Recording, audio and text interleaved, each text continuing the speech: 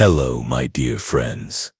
The drug that turned Victorian women into maniacs was not a sensational legend, but a reality that happened right in the houses of the wealthy. Doctors prescribed it, husbands encouraged it, and bottles of laudanum were kept by the teapot, becoming the secret to keeping women quiet and manageable.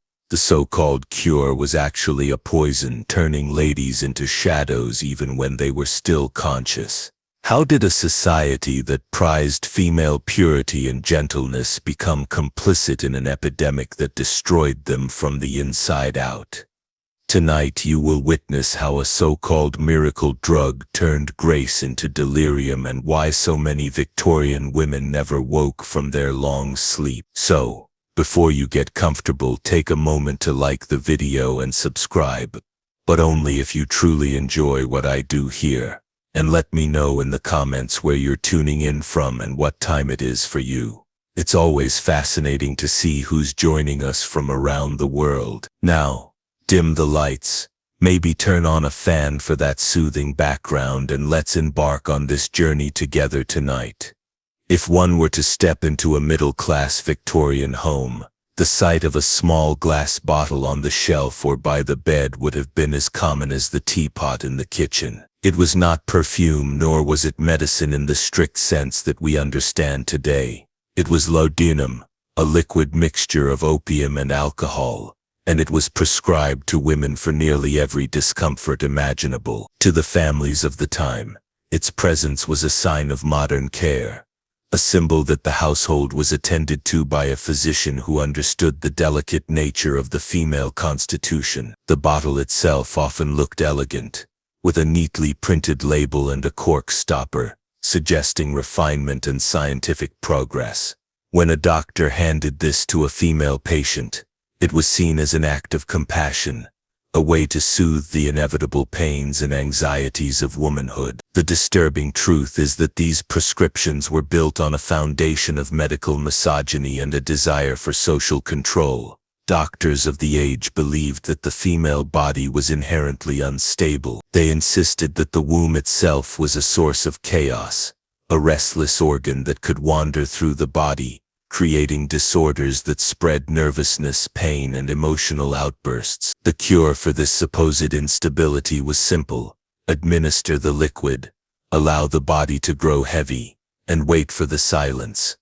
Laudanum was recommended for menstrual cramps, headaches, indigestion, sleeplessness, anxiety, and most conveniently for what doctors called hysteria. The definition of hysteria was so vague that almost any behavior that did not conform to social expectations could fall under its umbrella. A woman who cried too much was hysterical. A woman who laughed too loudly was hysterical. A woman who resisted her husband or refused to leave her bed was certainly hysterical. The treatment was not designed to heal, but to silence. It is almost absurd that an entire society believed the best way to manage half its population was through routine sedation. Yet this was considered enlightened medical care. The trust between patient and doctor was immense. Women had little authority to question prescriptions. They accepted the small bottles because they were told it was proper, modern, and safe. Husbands encouraged it. Mothers passed the habit to daughters, and soon nearly every household had a bottle at the ready. Pharmacies sold them cheaply, making sure that even families who struggled to pay for meat could afford laudanum. It became an ordinary necessity, as common as bread or soap. The very doctors who spoke of morality and discipline were creating dependency with every prescription they wrote. The women did not grow healthier. They grew quieter, heavier, and more dependent.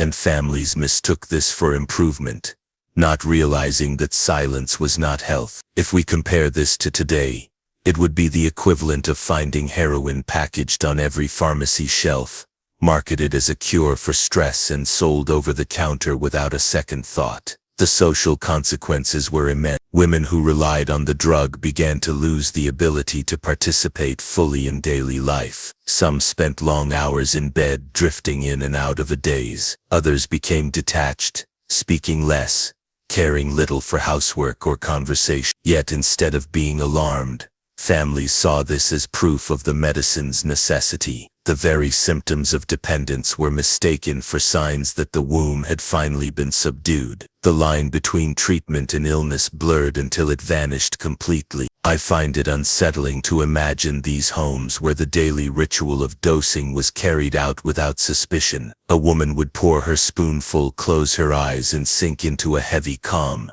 believing she was taking care of her health. Around her, children played, husbands read newspapers, and no one paused to question whether this routine was slowly unraveling her strength. I cannot help but think that what they truly needed was understanding and freedom, not a potion that clouded their thoughts and kept them docile. Addiction was not a concept widely understood in the early 19th century. Dependence was seen as a weakness of character, rather than a side effect of the medicine itself. If a woman demanded more laudanum, it was taken as evidence that her condition was severe, not that the drug was causing harm. Doctors often increased the dosage without hesitation, trapping countless women in cycles of sedation. Laudanum's presence on the mantelpiece was so ordinary that few recognized how dangerous it truly was. It symbolized progress, science, and care, when in reality it represented neglect, control, and slow decay. The picture of a Victorian wife in her home was often described as one of composure. She prepared meals,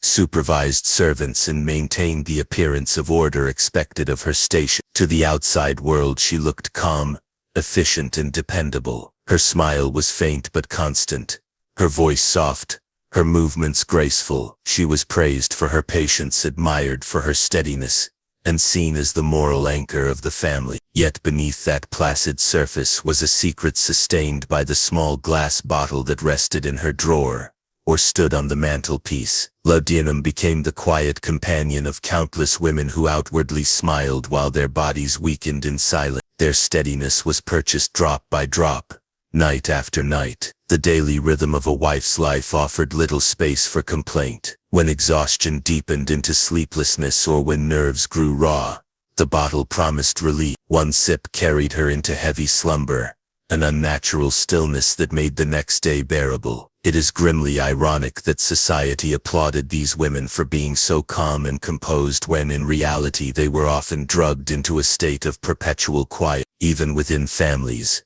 the presence of the bottle was accepted. Husbands saw their wives performing their tasks and judged them as steady. Children saw their mothers smiling faintly at the table and learned that such quiet smiles were normal. The reality was that many of those smiles masked a numbness produced by laudanum. Every layer of emotion, anger, joy, grief, was dulled until only a muted version of life remained. The mother was present in body but absent in spirit. If we compare this to today, it would be as if a modern household expected a parent to function every day while secretly depending on strong sedatives just to appear balanced, and no one around them questioned it. The strength of these women was measured not in vitality, but in their ability to endure. To endure meant not to complain, not to disrupt, not to reveal the emptiness that grew inside. Doctors praised compliance, husbands valued quiet, and children inherited silence. Laudanum created a household where emotions were smothered for the sake of appearances. The women who carried the weight of this system did so with faint smiles that convinced others of their composure. I cannot help but feel sorrow at the thought of how many lives were reduced to gestures of endurance,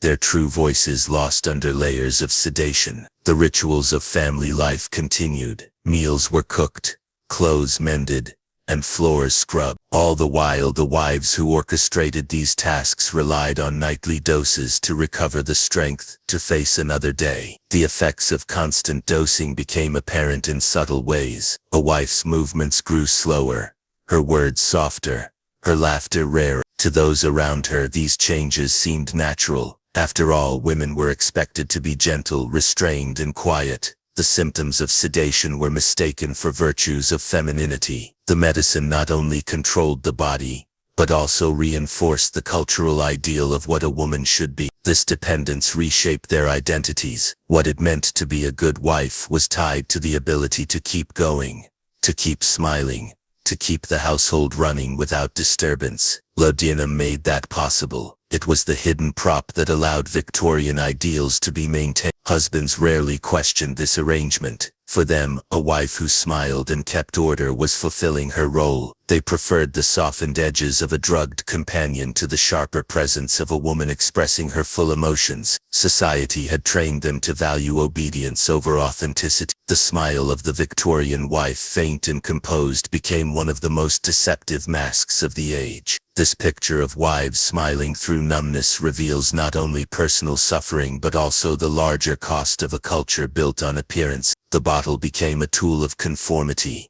a way to enforce the model of the silent, beautiful wife. It was less about healing and more about control. The story often began with something small. A wife, praised for her composure, accepted a prescription from her doctor. It was only a few drops of laudanum to be taken before sleep. The advice seemed harmless, even wise. She trusted the medical authority, and her husband encouraged her to follow it. Night after night she poured the measure, swallowed it, and drifted into the heavy calm that the drug promised. At first, it worked exactly as described. Sleep came more easily, worries faded, and she awoke with less tension. But the human body adapts, and laudanum was no exception. What had soothed with only a few drops soon required more. She did not notice the change immediately. She simply found that the old measure no longer worked. Restlessness returned, sleep resisted, and the pressure of daily duties became harder to bear. The answer seemed obvious: increase the dose. Doctors did not object, for they believed the drug was safe. Husbands did not object either, since their wives seemed calmer when under its influence. And so, the quiet escalation began. The shift was subtle but steady. A teaspoon at night became 2, then small doses crept into a drop to steady the nerves before visitors, another to endure long afternoons with restless children, another before a dinner gathering. Each addition seemed justified, each spoonful excused by circumstance. It is almost absurd to think about how quickly harmless instructions from doctors turned into a lifelong tether of dependency. As the doses grew, the side effects multiplied. Nights no longer brought true rest, but strange dreams and fragmented sleep. The mornings were heavy, her movements slower, her thoughts less sharp. She forgot small details, misplaced objects, or repeated herself. Family members explained it as fatigue, as fragility, as the natural strain of a woman's duties. They did not connect it to the liquid she consumed each day, and when she requested more, they assumed her illness must have worsened. The very medicine prescribed for her illness was creating a far worse one. In modern terms, it would be like a patient given sleeping pills being encouraged to double and triple the dose, while their confusion and decline were mistaken for the original sickness. Soon her behavior began to change in ways harder to dismiss. She grew irritable, then detached. Some days she sat in silence for hours, staring at nothing, while on others she erupted in sudden bursts of emotion. She laughed at inappropriate times or wept uncontrollably. The woman who had once been admired as a model wife was slipping into unpredictability. Her family whispered about her nerves, her hysteria, or her weakness, never daring to name the bottle on the bedside table as the cause. I find it striking how little recognition there was of what was happening. Families watched women decline step by step and yet believed they were simply fragile, that their condition was natural, inevitable. The cruelest part is that their deterioration was seen not as harm inflicted by medicine, but as proof they needed it even more. Eventually, the situation reached a breaking point. The woman who had once managed the household with grace became incapable of daily tasks. The family, overwhelmed and embarrassed, turned to the option that Victorian society provided: institutionalization. She was taken to one of the so-called rest homes, where she was confined under the label of mental illness. The truth that she had begun with only a few drops at night and ended in delirium was never admitted. This progression from model wife to institutional patient was not it was repeated in households across the country, affecting women of every class. The cycle was so complete that few even questioned it. As their bodies became saturated with opium, or when a regular dose was missed, their minds would unravel. What followed was not the gentle sleep promised by the bottle, but a state of delirium filled with vivid hallucinations and crippling paranoia. Servants and family members left scattered accounts of these episodes, describing scenes of sheer horror that unfolded within the supposedly calm walls of respectable homes. A woman might wake in the middle of the night, screaming that shadows were moving in the corners of her room. She would speak of figures standing by her bed, whispering her name, their faces distorted and menacing. To her family, the room was empty. To her, the threat was entirely real. She would recoil from her own husband, convinced he was a stranger with malevolent intent. She would clutch her children, whispering about unseen dangers lurking outside the window. These were not fits of imagination, they were the direct result of a brain altered by years of chemical exposure. It is grimly ironic that the very drug prescribed to prevent female instability was the direct cause of the most extreme mental breakdowns imaginable. The hallucinations were often visceral and deeply personal. One account tells of a young woman who became convinced that a rat was crawling inside her head, gnawing at her thoughts. She clawed at her own hair, struck her head against the wall, and begged for someone to cut it open and release the creature. In a final desperate act, she smashed a mirror, believing a man was watching her from behind the glass. Her terror was so absolute that no amount of reassurance could reach her. If we compare this to today, it would be like blaming a person's erratic behavior on their emotions while ignoring the fact they are experiencing a severe psychotic episode brought on by withdrawal from a powerful drug. Families were unprepared for such scenes. A husband who had grown accustomed to a docile, medicated wife was now faced with a woman thrashing, screaming, and lost to reason. Their first reaction was often to restrain her. Ropes were sometimes used to tie women to their beds, not out of cruelty but out of a desperate attempt to prevent them from harming themselves or others. Doctors, when summoned, frequently misdiagnosed the condition. They saw the delirium not as a symptom of drug withdrawal or overdose, but as a severe manifestation of hysteria. Their solution: more laudanum.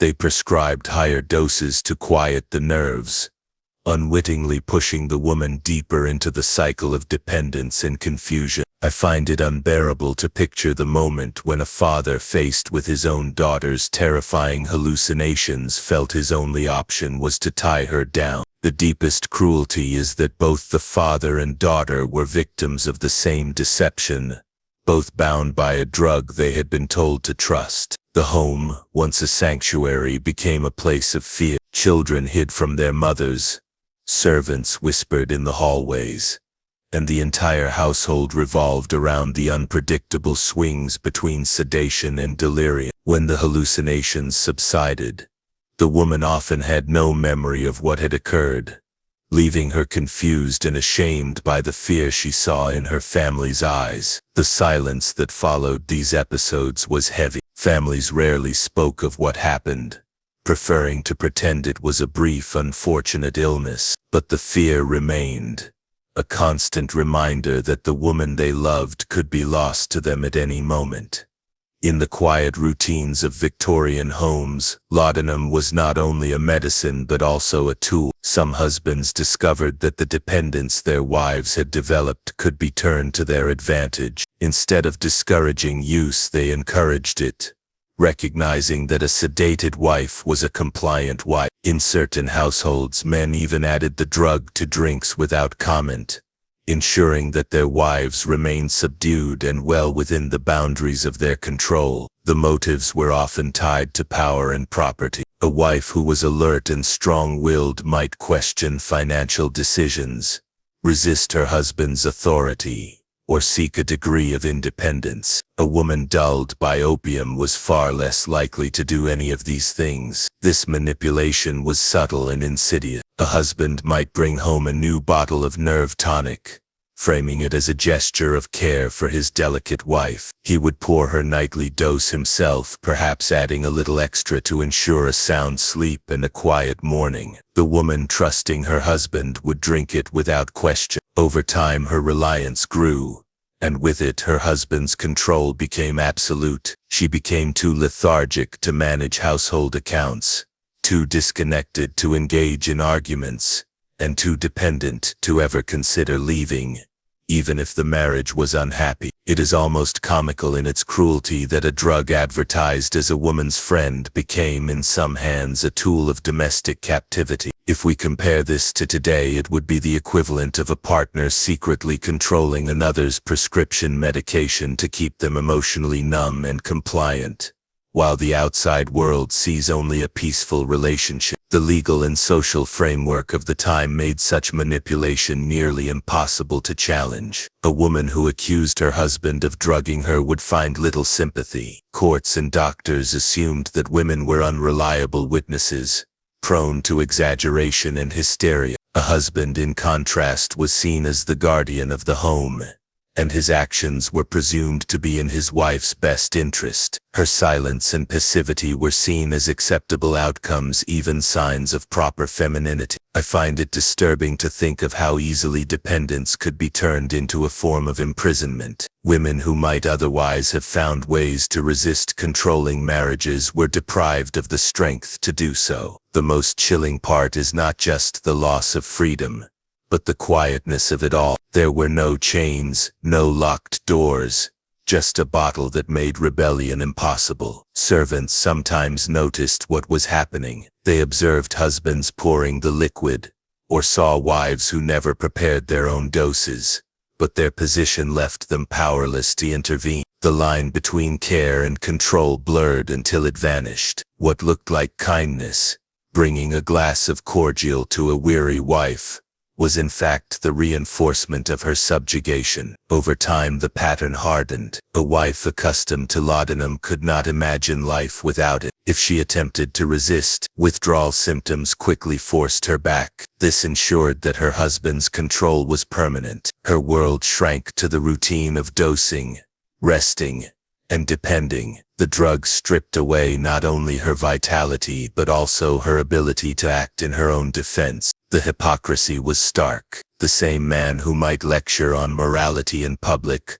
could be practicing a form of chemical control in private, all while maintaining the appearance of a respectable, caring husband. The stories of such manipulation rarely made it into public records, but they linger in the margins of history, in divorce court testimonies where women's claims were dismissed as delusional, or in the private journals of servants who saw the truth. While many women faded into silence within the walls of their homes, some found their private struggles spilling into the public sphere in the most humiliating ways. Police records from the era reveal unsettling scenes that even the most hardened constables found disturbing. Women were found wandering the streets in the middle of the night, sometimes barefoot, their nightgowns torn, their faces vacant, and their eyes unfocused. They moved without direction, unable to explain where they had come from or where they were going. When questioned, many could not remember their own names. For those who encountered them, the immediate assumption was madness. In reality, these women were deep in the grip of laudanum dependence, their bodies and minds unraveling in public view. Such incidents were not as rare as respectable society liked to believe. In towns and cities, patrol officers frequently reported encounters with women stumbling through dark alleys or along main thoroughfares, oblivious to the cold or the hour. They did not behave like criminals or drunkards. They behaved like ghosts, drifting through a world they no longer recognized. It is grimly ironic that what began as a treatment to preserve a woman's private dignity and composure ended with her being paraded through a police station, stripped of both. The law offered little understanding. Police categorized these women as lunatics or vagrant. They were locked in holding cells until relatives could be summoned to retrieve them, or until arrangements were made to send them to an asylum.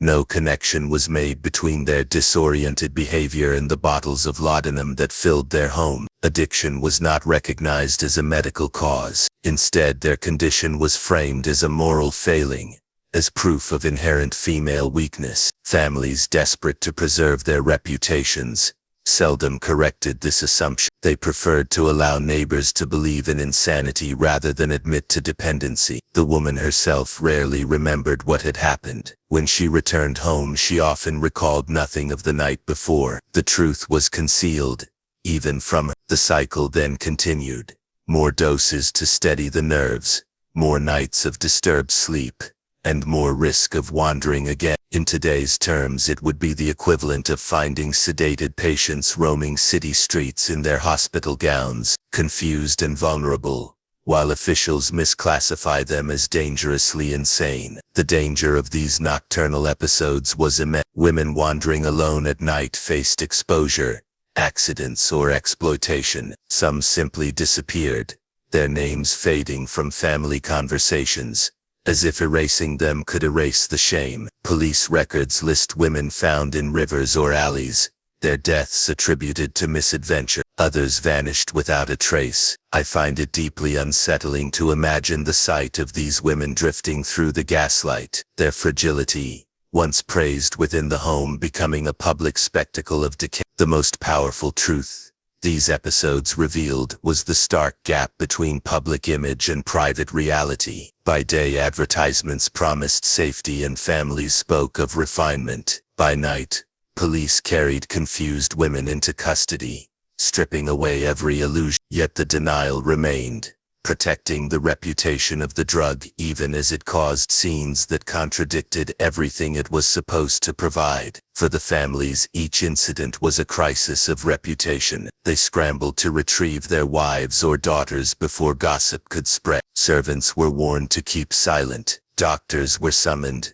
often prescribing even more laudanum to quiet the unrest. The pattern became a vicious cycle. The very substance that caused their collapse was administered again as the cure. Marriage in the Victorian world was meant to symbolize stability, morality, and the continuation of respectable family lines. Weddings were carefully orchestrated affairs, full of ritual and expectation, but beneath the surface they were also moments of enormous tension for women. A young bride entered not only a new household but also a role that society had defined in rigid terms. She was expected to embody purity, modesty, and obedience, even as she faced the private fears of her wedding night. For many, the anxiety was overwhelming. Families and doctors offered what they considered a simple solution: laudanum. A spoonful of the drug was believed to steady the nerves, relax the body, and prepare a woman for her duties as a wife. In countless homes,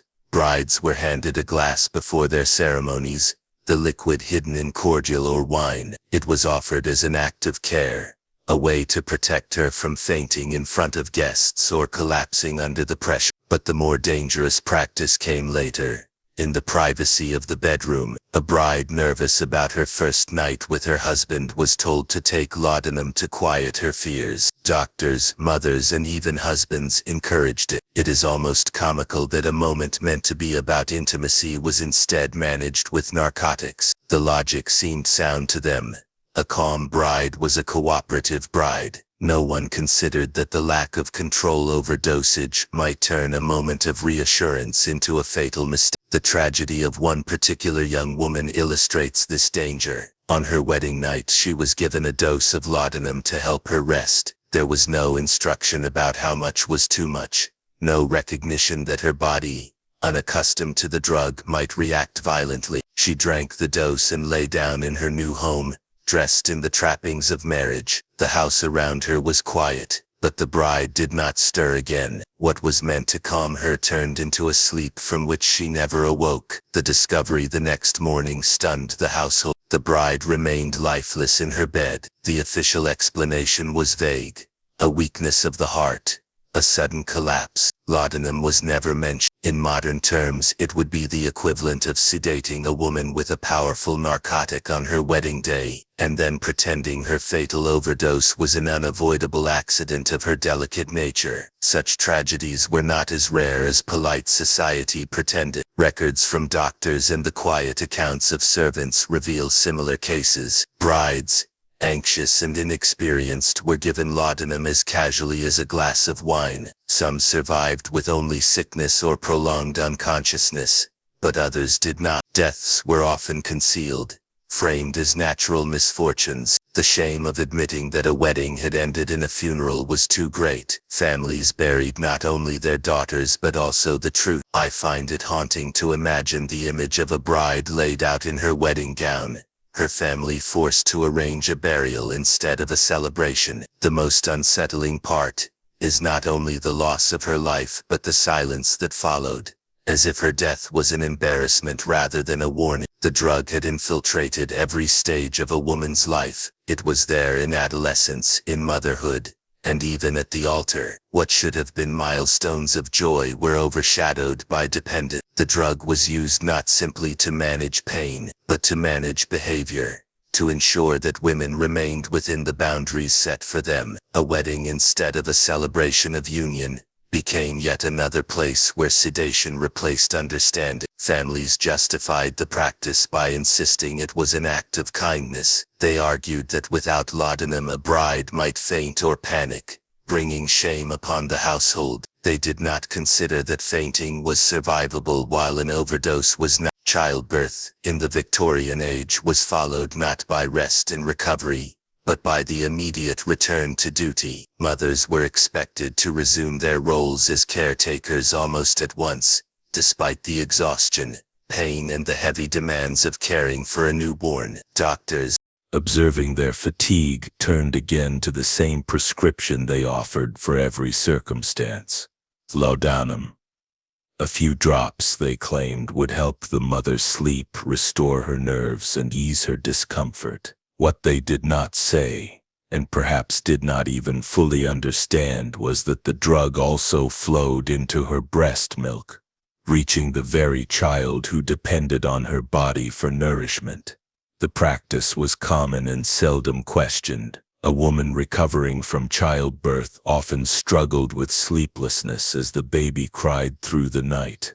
A spoonful of laudanum seemed like a blessing. She swallowed the bitter liquid, closed her eyes, and drifted into a heavy calm. When the child stirred, she lifted the infant to her breast without hesitation, never suspecting that what calmed her was now being passed into the tiny body of her newborn. Infants exposed in this way showed signs that families misunderstood. They slept for long hours, seemed unusually quiet, and rarely fussed. At first, mothers welcomed this, believing it meant their babies were easy to care for. Only later did the problems emerge.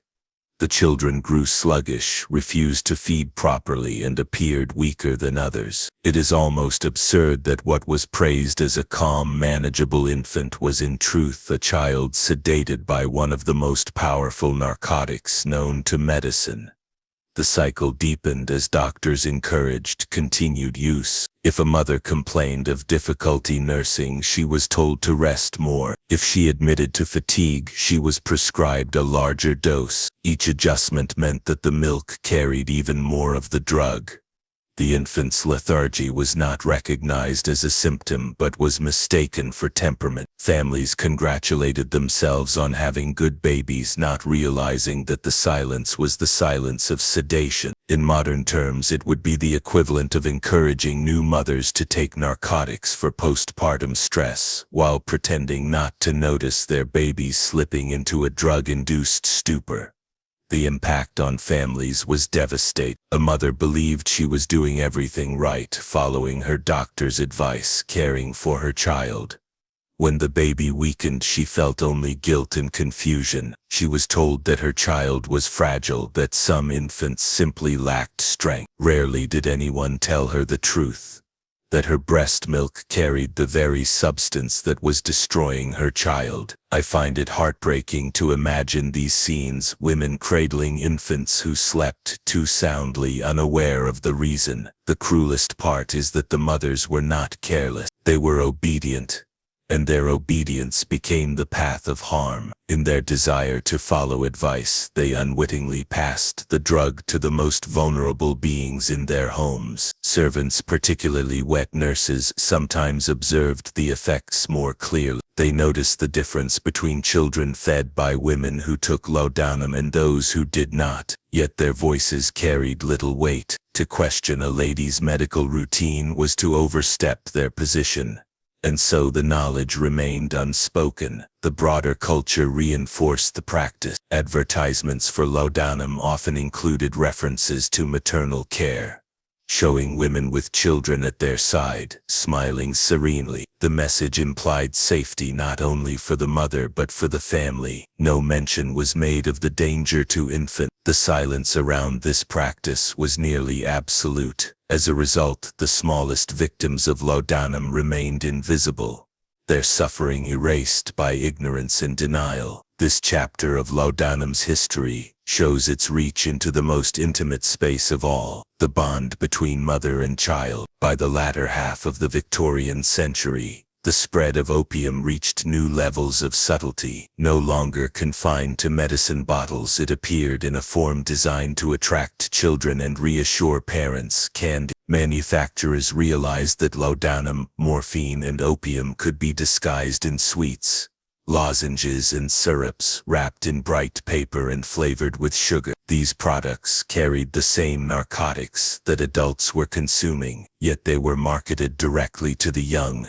promoted as harmless treats that soothed sore throats or quieted restless tempers. The logic was disturbingly simple. If a child fussed, a sweet could calm them. Parents saw advertisements claiming safety and purity, with no mention of danger. Pharmacies stocked the candies alongside ordinary confections, and families bought them without hesitation. Children who had grown up watching their mothers dose themselves now had their own pathway into dependence, handed to them in the guise of an indulgence. It is almost comical to think of narcotics being sold as children's candy.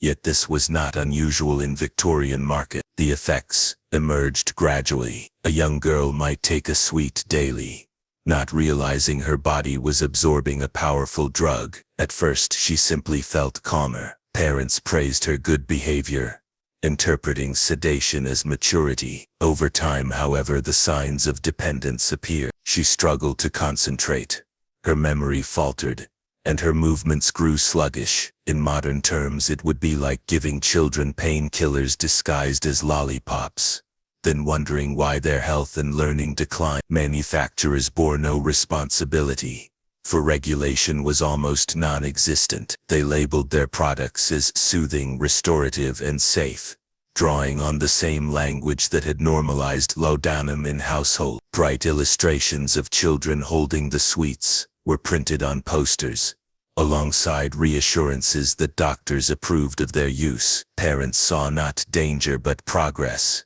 believing they were providing modern care. The reality was that they were dosing their children with substances that altered development and shaped futures. The consequences could be severe. Children became dependent before they even understood what dependence meant. They cried when the candy was withheld and grew restless or unwell without it. Their nervous systems, still developing, were especially vulnerable. Exposure to narcotics weakened memory, dulled perception, and disrupted normal growth. Families dismissed these changes as temperament, never realizing they were symptoms of chemical dependence. I find it chilling to imagine families celebrating the obedience of children who were in fact sedated. The deepest tragedy lies in the innocence of it all. Neither the children nor their parents knew that a simple sweet was quietly eroding their strength and vitality. These narcotic candies also reflected the broader Victorian obsession with control. Just as women were dosed to maintain calm,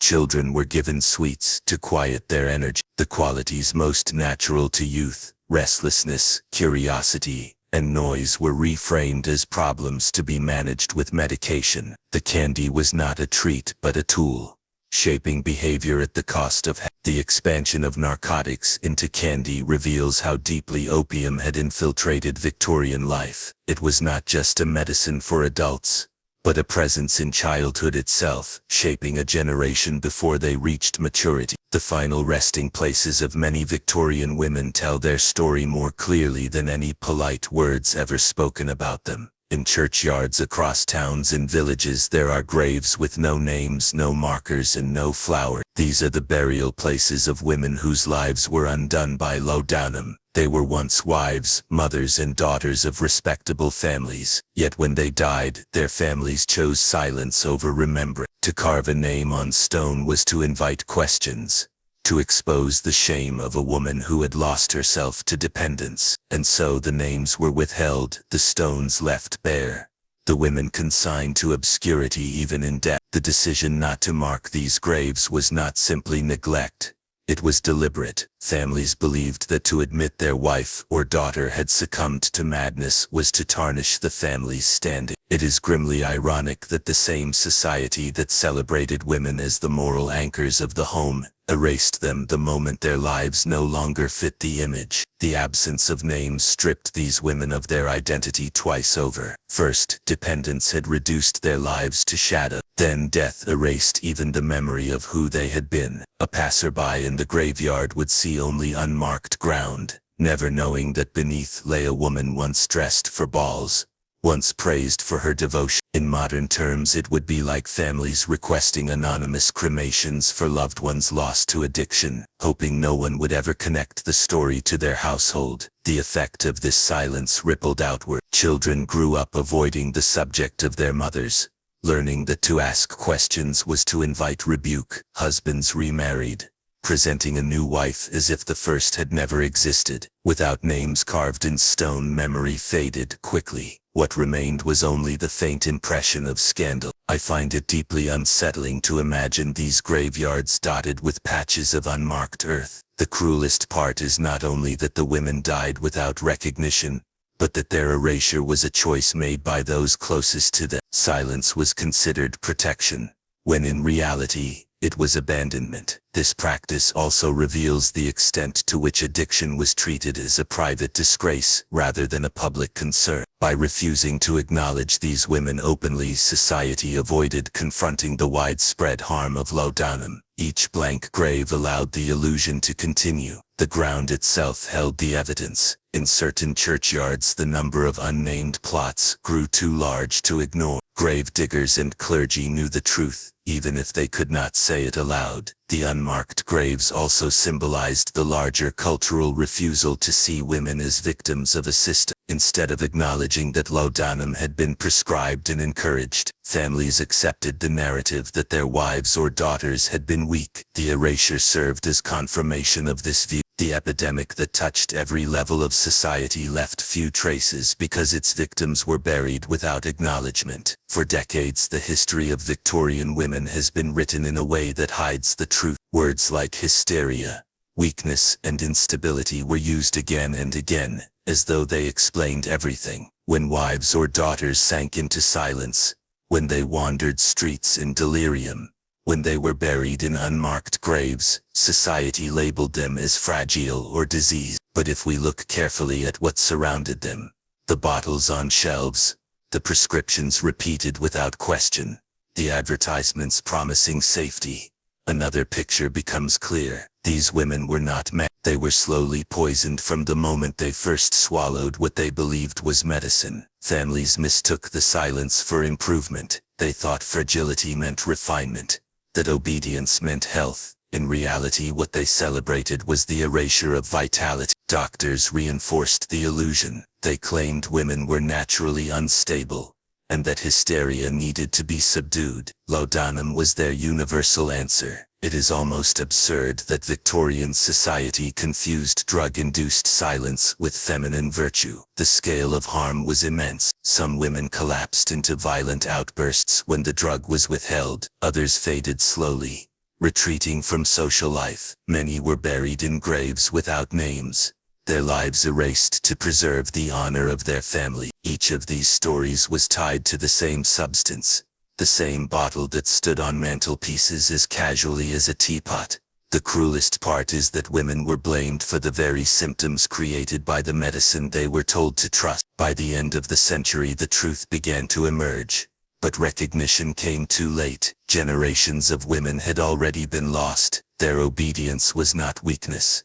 Their trust was not folly. They followed the instructions given to them by doctors, by families, by society, and in return they lost their health, their strength, and their very selves. History should speak its truth clearly. They did not lose themselves by nature. They were lost because they were given poison disguised as care and told to take it faithfully. The women did not go mad. They were poisoned while still conscious, and for many, those long sleeps lasted forever. May your night be calm and your own sleep free from the weight of such silence. Good night, and sleep well.